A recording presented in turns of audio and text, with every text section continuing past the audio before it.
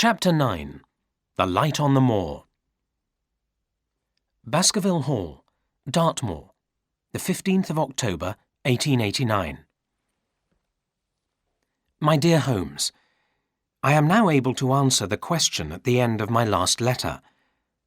I know why Barrymore signalled with a candle. First, let me tell you about Sir Henry and Miss Stapleton. I told you that they are very friendly.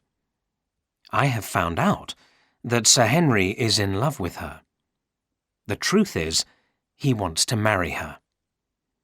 Yesterday morning, he said to me, "I am going to see Miss Stapleton. I want to go alone." "But Mr. Holmes told me to stay with you," I said. "You must not go across the moor on your own." "I shall go alone," said Sir Henry, and he went out.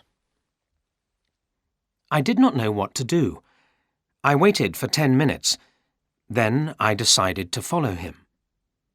I did not see everything, but this is what happened. Sir Henry met Miss Stapleton on the moor. He asked her to marry him. He told me this afterwards. They walked towards Merripit House to see Mr. Stapleton. They met him outside the house. Sir Henry told Stapleton the news. I reached High Tor before Sir Henry met Stapleton, so I saw what happened next. I saw Sir Henry talking to Stapleton. Suddenly, Stapleton became wild and angry. He shouted at Sir Henry.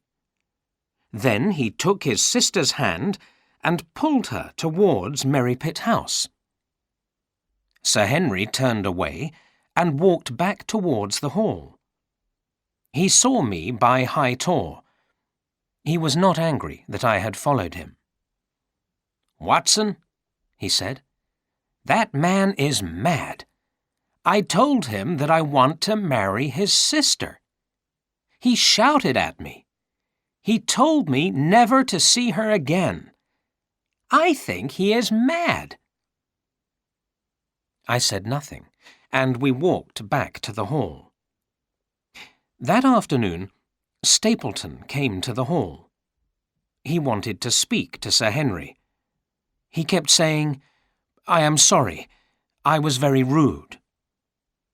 Then he invited Sir Henry to dinner at Merripit House on Friday night. Now I will tell you the story of Barrymore. I told Sir Henry that I had seen Barrymore signal with a candle. Sir Henry said, "We will wait for him tonight. If he signals again, we will catch him."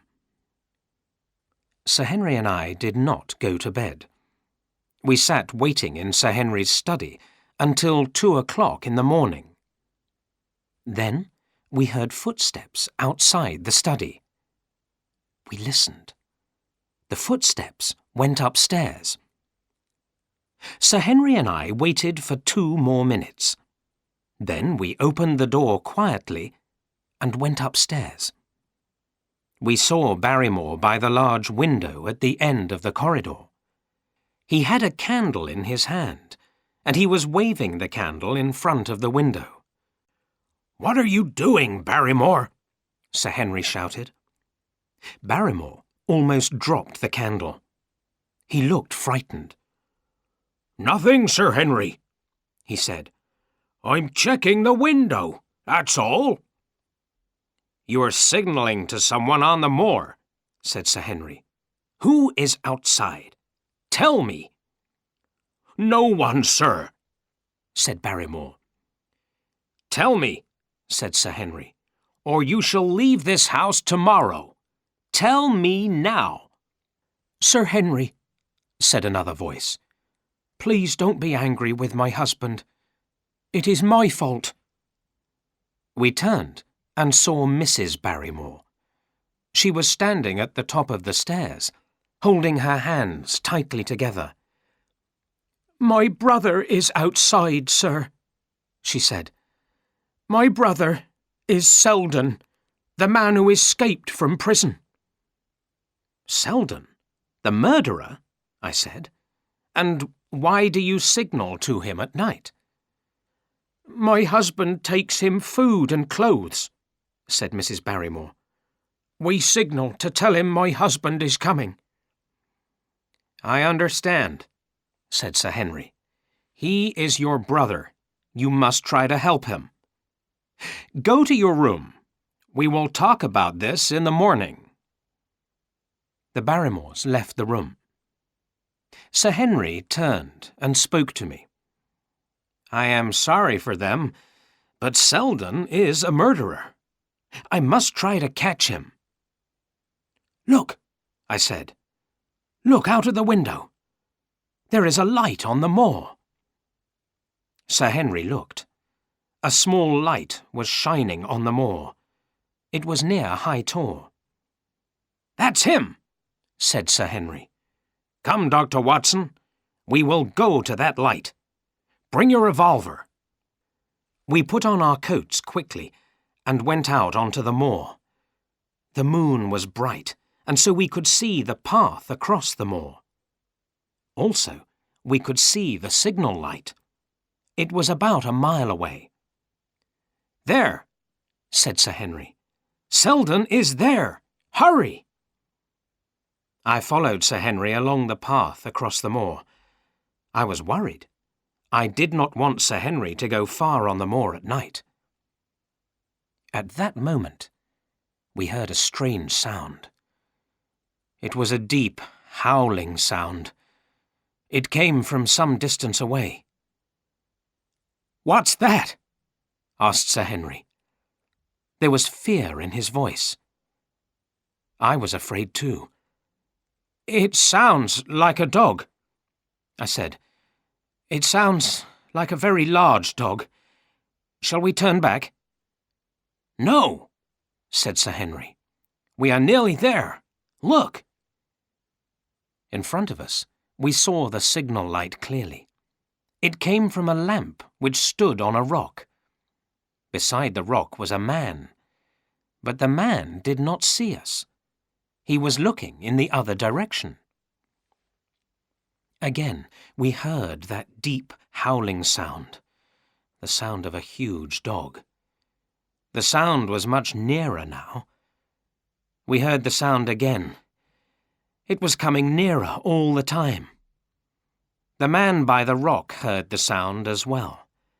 He picked up the lantern and jumped on the rock. He looked one way, then the other. Suddenly, he jumped off the rock and started to run. He ran towards High Tor. He was running away from us, but he was not running away because he saw us. He was running away from something else which we could not see. Quick, Dr. Watson! Follow him! Shouted Sir Henry. Get your revolver ready! We ran along the narrow path. Near us, we heard the deep howling sound. It was very near and very loud. Then we heard a scream. We stopped. Be careful, Dr. Watson, said Sir Henry. Let us go forward slowly. The night was silent. We walked forward slowly. There was something, or someone, lying near the bottom of the Tor. We went over to it. I held my revolver in front of me. We found the body of a man at the foot of the Tor. The man had fallen from the rocky hill. He was dead. His neck was broken. We were sure that the man was Selden.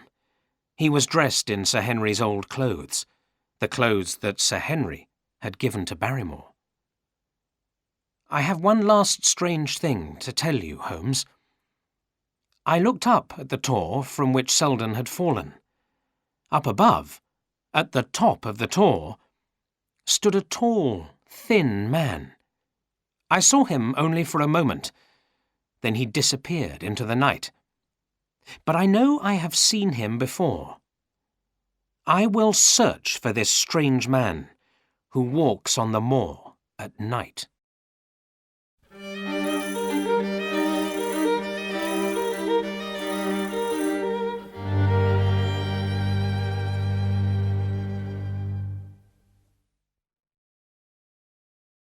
Chapter 10. The Man on the Moor. Who was the man I had seen on High Tor? Was it the man Holmes and I had seen in London? But I was sure that the man on High Tor did not have a beard. Sir Henry did not see the man on the Tor, and I said nothing to him. There was nothing we could do for Selden. We went back to the house. What had Selden run away from? What had he seen? What had we heard? Was it the Hound of the Baskervilles? I felt safer in Baskerville Hall than out on the moor at night. Sir Henry felt the same. In the morning, we sent for the police. They took Selden's body away. Sir Henry told the Barrymores what had happened, but he did not speak about the strange sounds we had heard. Mrs. Barrymore cried and covered her face with a handkerchief. Mr. Barrymore said, "It had to end. Poor Selden could not have lived on the moor in winter. It is far too cold." "Please forget what I said last night," Sir Henry told them. "I want you to stay at Baskerville Hall." "Thank you, sir. We will," said Barrymore. I went to my room and wrote a long report to Sherlock Holmes. Then I decided to go for a walk, but I did not want to walk on the moor. I did not like the moor. Usually, I posted my letters to Holmes in Grimpen village, but today I decided to walk to Coombe Tracey, the village to the south. It took me an hour to walk there along the road. On the way, I saw Stapleton. "I heard you caught the escaped murderer," said Stapleton. "I will look forward to hearing the story from Sir Henry at dinner tomorrow." "Sir Henry is looking forward to dining with you and your sister tomorrow," I replied. "And so is my sister," Stapleton said coldly. "I look forward to seeing Sir Henry tomorrow at 8 o'clock. "I will tell him," I said. "Good day." I walked on to Coombe Tracey and posted my letter. I saw a large house outside the village and asked who lived there.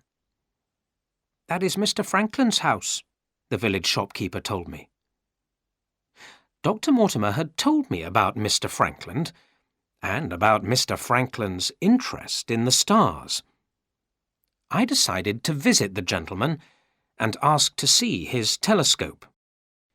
Mr. Franklin was standing by his garden gate. He was a red-faced, elderly man with white hair. "Good day," I said. "My name is Watson."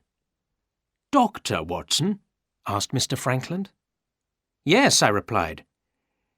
"I heard that you caught Selden last night on the moor," said Mr. Franklin. "I nearly caught him myself." "How did you do that?" I asked in surprise. "With my telescope. Come and see." Mr. Franklin showed me into his house. I was very interested in his telescope. It was very large and powerful. "I saw a man on the moor a number of times," said Mr. Franklin. "Why did you not tell the police?" I asked. "I was not sure that it was the murderer," he replied. "I began to think that perhaps there were two men on the moor. But why would anyone want to live out on the moor? There is no food, and the weather is cold. Then, yesterday, I saw something." "What did you see?" I asked. "I saw someone taking food out on the moor," answered Mr. Franklin. "At night?" I asked. I thought of Barrymore and his signal light. Perhaps Mr. Franklin had seen Barrymore taking food and clothing out to Selden. "No," said Mr. Franklin. "I saw a boy taking food during the day, and letters."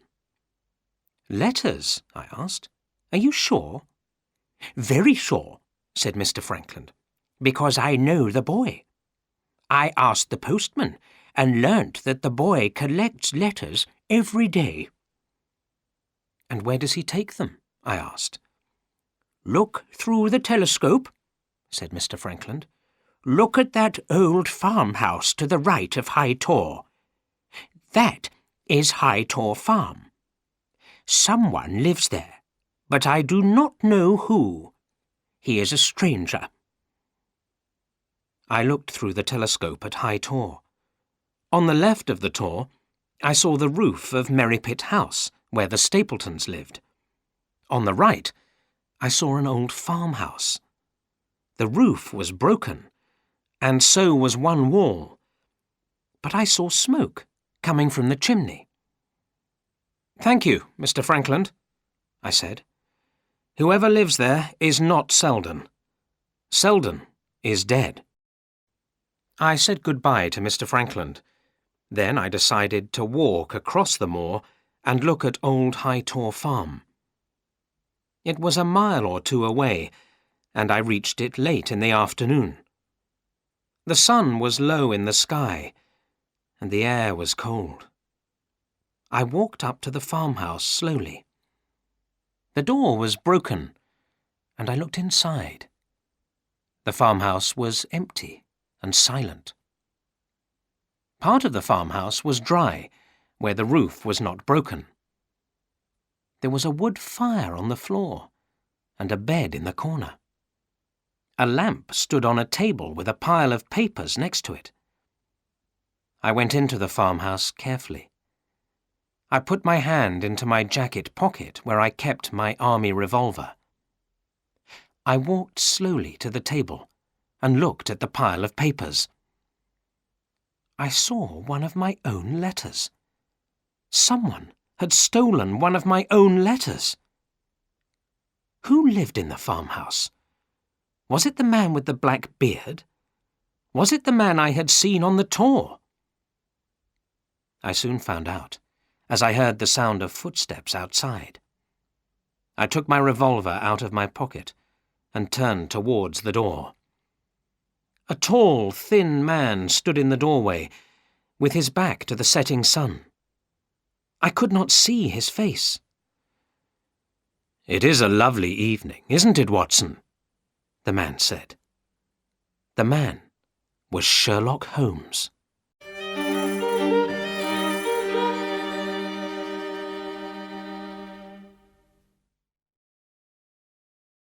Chapter 11. High Tor Farm.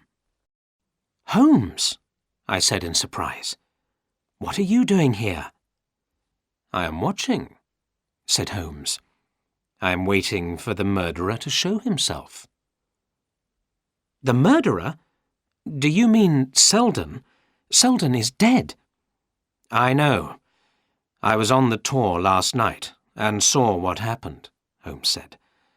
"Someone wanted to kill Sir Henry Baskerville, not Selden." "But how long have you been here?" I asked. "And why are you here in secret?"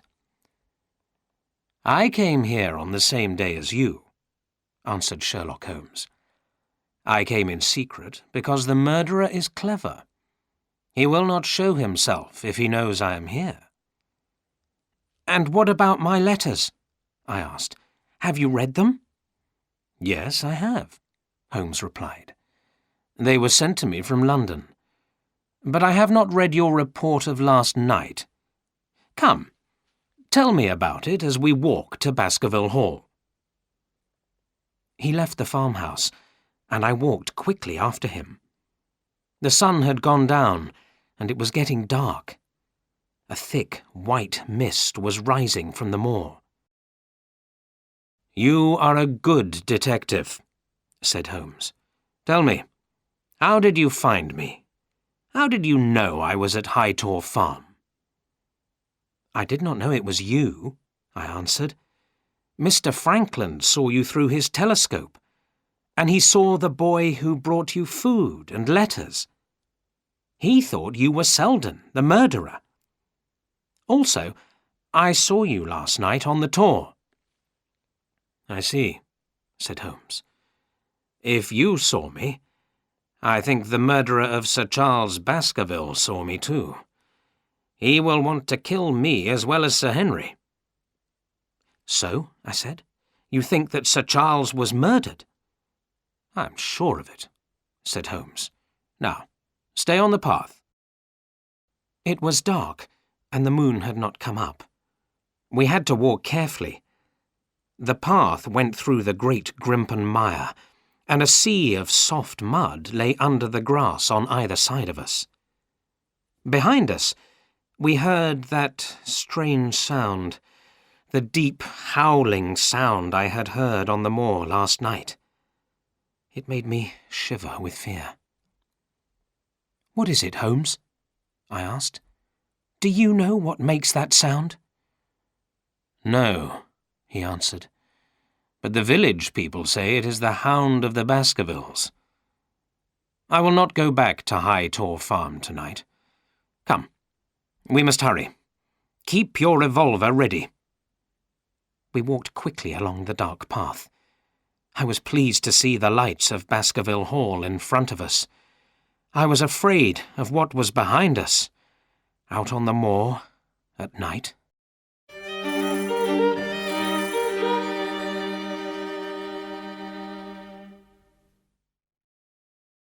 Chapter 12. Setting the Trap. "Mr. Sherlock Holmes," said Sir Henry Baskerville. "What a surprise! Welcome to Baskerville Hall." "Thank you," said Holmes. "But you did not obey my orders. Last night you went out on the moor. You were nearly murdered." "But I did not go alone," said Sir Henry. "Dr. Watson was with me. He has a revolver to protect me." "And I shall protect you too," said Holmes. "Next time you go out on the moor at night, both Dr. Watson and I will go with you." "The next time," Sir Henry began. "The next time will be tomorrow night," said Holmes. "Dr. Watson tells me that you are going to dinner at Merripit House on the moor. I believe the Stapletons have invited you." "Yes," Sir Henry said. "And has Dr. Watson told you that I want to marry Miss Stapleton?" "Yes, he has," said Holmes. "Now, I would like to ask Barrymore some questions." Sir Henry called for his servant, Barrymore. Barrymore came and stood in front of us. Sherlock Holmes looked at him carefully. Was this the man with the black beard we had seen in London? "Tell me about Sir Charles Baskerville," Holmes said to Barrymore. "Did he often go for a walk at night?" "No, sir," said Barrymore. "Sir Charles did not often leave the house at night." "But on the night he died, he went for a walk on the edge of the moor," said Holmes. "We know he stood by the gate on the edge of the moor for about 10 minutes. Was he waiting for someone?" "I'm not sure, sir," said Barrymore. "I remember that Sir Charles received a letter that day." "A letter?" Holmes asked. "Why do you remember this letter? Did you read it?" "No, sir," Barrymore said. "I never read Sir Charles's letters. But Sir Charles usually kept his letters on his desk. This letter was unusual. He read it, then he put it on the fire." "Oh, so he burnt it," Holmes said. "Perhaps this letter asked him to meet someone. Perhaps he went to this meeting and met someone, or something." "But why did Sir Charles burn the letter?" I asked. "Why do people burn letters, Watson?" asked Holmes. "Often because they have something to hide. But Sir Charles was afraid to go out on the moor at night. Dr. Mortimer told us that Sir Charles believed the story of the Hound of the Baskervilles. Why would he go out on the moor alone at night? If he was going to meet someone, it was someone he knew. But why meet on the edge of the moor? Was it a secret meeting? "Do you think Sir Charles was murdered by a friend?" I asked. "I think he knew his murderer," replied Holmes, "and I think his murderer is not far away." After dinner, we sat in the library. There were paintings of the Baskerville family hanging on the walls. Some of the paintings were very old. Sherlock Holmes looked at the paintings carefully. He was interested in the painting of Sir Hugo Baskerville, dated 1645. "Interesting, Watson." "Very interesting," said Holmes. "Here is a painting of Sir Hugo, the man who started the story of the Hound of the Baskervilles. I am able to remember faces. Look at this black beard and the face. Have you seen this face before?" "Yes, Holmes," I said. "It is the face of the man we saw in London. It is the man who followed Sir Henry in a cab."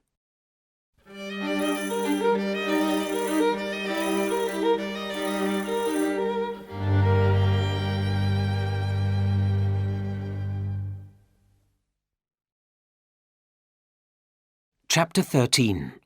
The Hound of the Baskervilles. Holmes got up early the next morning. He went to Grimpen village and sent a telegram. When he returned to Baskerville Hall, he was excited.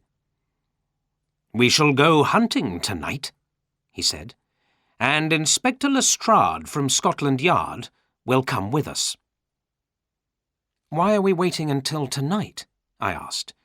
"You know who the murderer is, Holmes. Why can't we catch him before tonight?" "We must make sure we have the right man," Holmes said. "We must wait. We will catch him tonight." Inspector Lestrade arrived from London at 5 o'clock. We met him at Grimpen Station.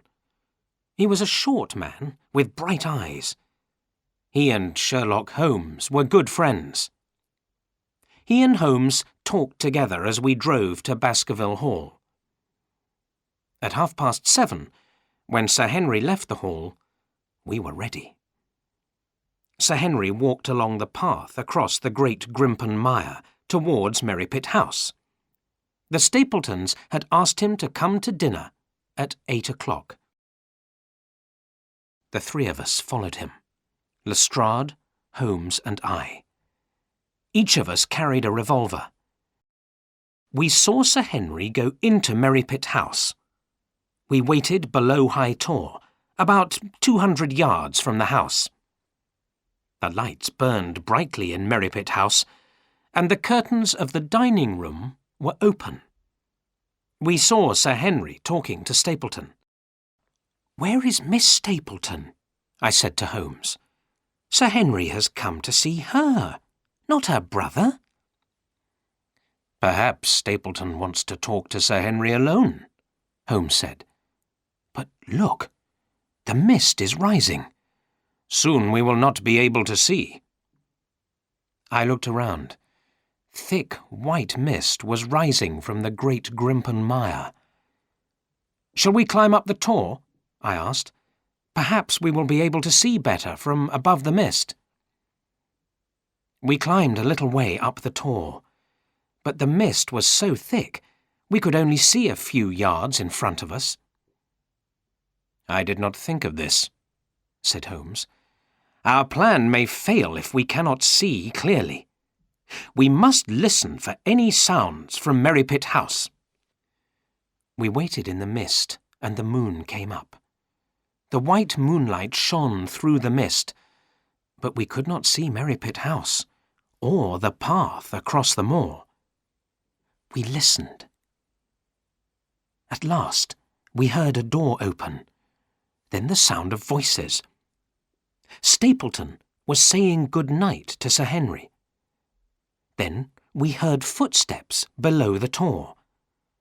Someone was walking along a stony part of the path.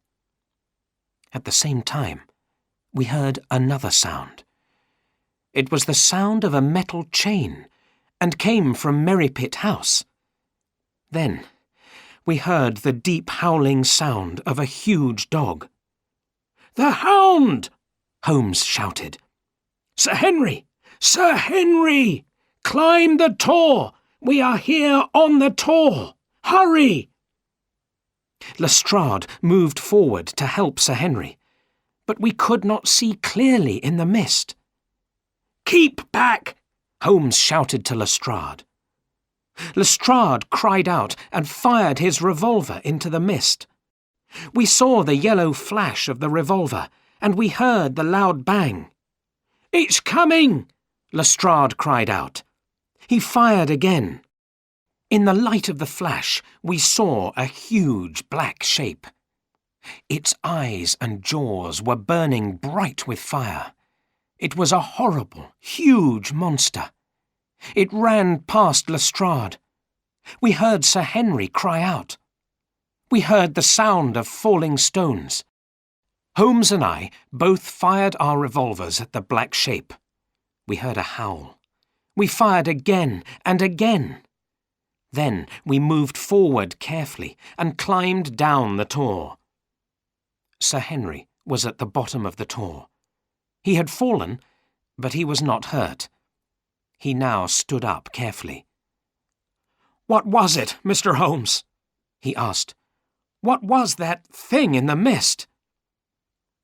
Holmes walked along the path, reloading his revolver with bullets. "We are safe," he called back. "The dog is dead." I went to look. There on the path lay the largest black dog I have ever seen. Fire burned around the dog's eyes and mouth. Blood was pouring from its head. "Could it have killed Sir Henry?" I asked. "It would have frightened him," said Holmes. "The path across the Great Grimpen Mire is narrow. If he had run in the dark, Sir Henry would have fallen into the mire and died." "But where did it come from?" I asked. "And why is its head burning with fire?" "I believe it was kept in Merripit House," said Holmes. "The fire is easy to explain." He touched the dog's head with his fingers. "It is a special paint," he said. "Come, let us find the murderer." We walked back to Merripit House. The door was open. Sir Henry went into the house. "Miss Stapleton!" he shouted. "Where is she? She did not join us for dinner." A sound came from one of the rooms. Sir Henry pushed the door open. Miss Stapleton lay on the bed. Her hands and feet were tied together. There was a cloth tied across her mouth. Sir Henry cut the rope around her hands. Holmes took the cloth from her mouth. "Where is your brother, Miss Stapleton?" Sir Henry asked. Miss Stapleton looked at the floor. "Gone," she said. "My husband has gone." "Your husband?" shouted Sir Henry. "You are Mrs. Stapleton?" "Yes, I am his wife," she said. "But his name is not Stapleton. He is the son of your dead uncle, Roger Baskerville. He is your cousin." Out on the moor, we heard a terrible cry. We ran outside. The mist was thick on the Great Grimpen Mire. The cry came again, and then a loud scream. Then silence. "I believe that the Great Grimpen Mire has taken your cousin," Holmes said to Sir Henry. "He has fallen into the mire. We shall never find his body."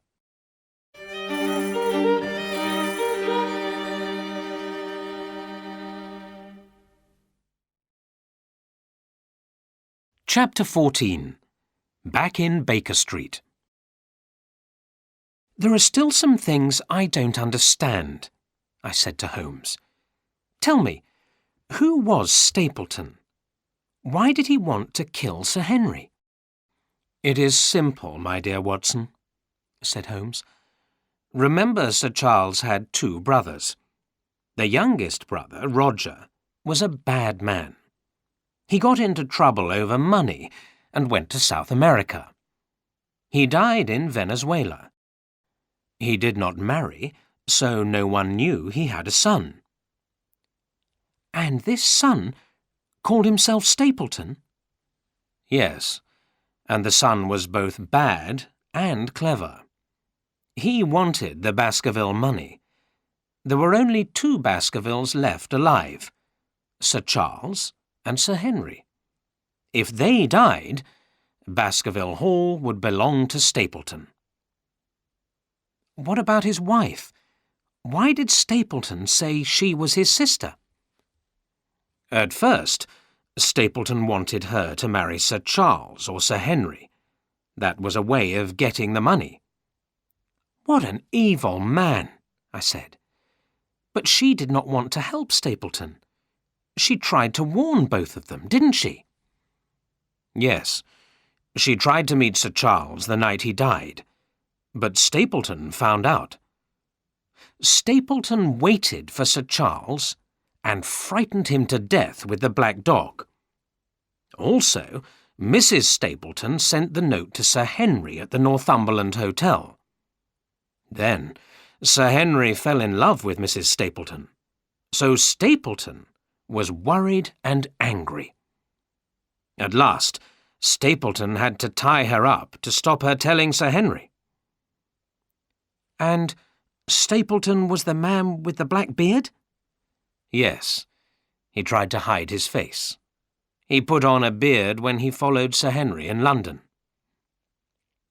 What about the missing boots? I asked. The dog and the boots go together, Holmes said. Stapleton knew the silly story about the Hound of the Baskervilles, and he knew that Sir Charles believed the story. So, Stapleton bought that huge black dog and let it walk on the moor at night. But the boots, I said. What about the stolen boots? Watson, you are very slow, said Holmes. It was a hunting dog. Hunting dogs will follow a smell. Stapleton wanted some of Sir Henry's clothes to give to the dog. He paid a waiter at the hotel to steal the boots. But the first boot did not work, because it was new. It did not have Sir Henry's smell. Then, remember, the dog hunted Selden, because Selden was wearing Sir Henry's old clothes. What a strange story, I said. Stapleton was clever. Yes, my dear Watson, said Holmes. I needed your help to catch him. Now, why don't you write about it? Perhaps you can call your story The Case of the Stolen Boot.